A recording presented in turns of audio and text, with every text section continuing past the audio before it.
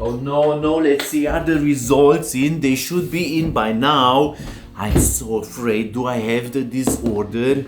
And where is it? Here is the message. Oh no, I really have it. That's bad. FAD, Facebook Addiction Disorder. That's right, that's a disorder. So let's dive in, explore it together, because there are more than 2 billion active Facebook users. Imagine how high that number is.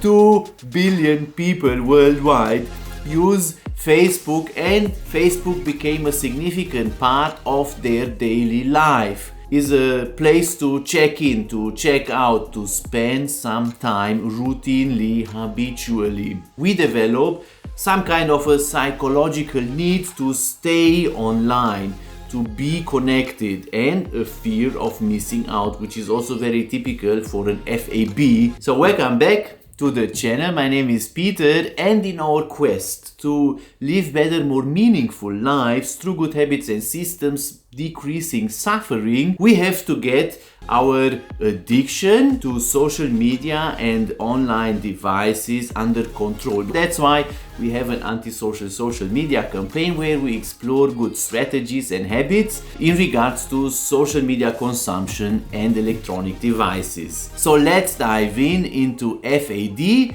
and explore 6 characteristics this disorder displays and 3 tips how we can improve our Facebook usage. So number 1 characteristic for a Facebook addiction disorder is called salience. Permanent thinking of using Facebook.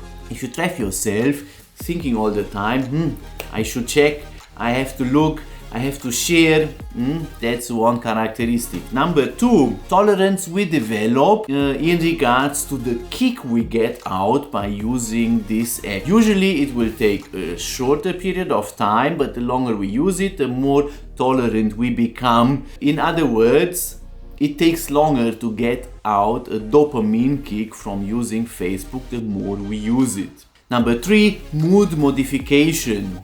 Our mental health and well-being is impacted by the use of this app. We read a bad comment, we read something nice, we usually get stressed when we use the app, or anxious, all symptoms of a mood modification. Number 4 is relapse, which happens after we try to break a Facebook habit but then relapsed again. We try to change our Facebook usage and consumptions, but then we revert back to that. That's another symptom for FAD.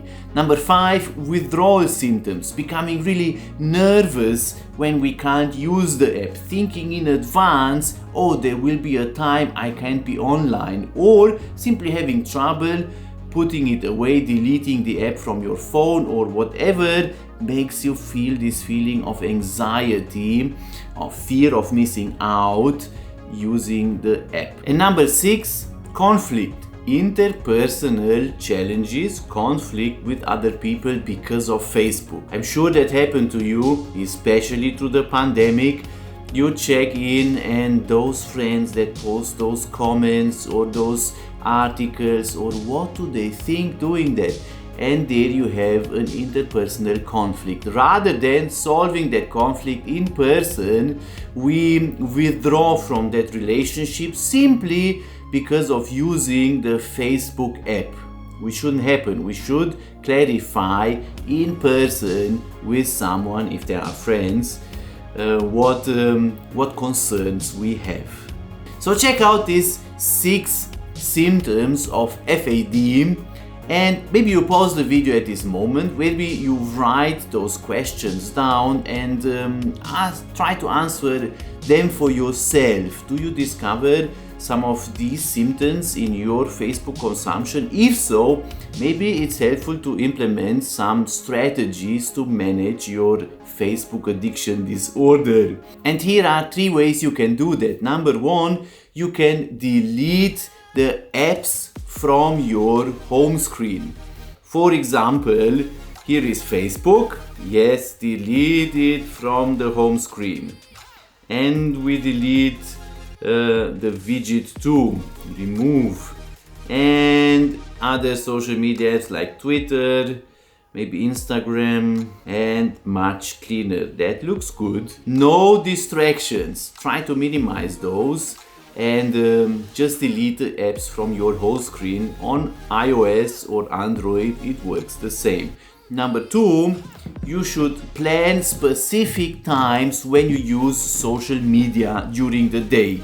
Plan it in your calendar and try to stay away all other times. Even if you take your phone with you, even if you stay in the line somewhere and wait for something, that's the moment where we casually check social media. Even then, you should not use them. Use your phone for something else. Maybe you read an article you start in the morning, you continue to read your book in an ebook format or whatever else, but you do not use casually just social media app. You plan the time, and I would say you batch all your social media app consumption into one time slot, maybe in the morning and in the afternoon, and then you check everything you have to check on social media like Instagram, Twitter, Facebook, and then you're out. And number 3, you can limit your app time.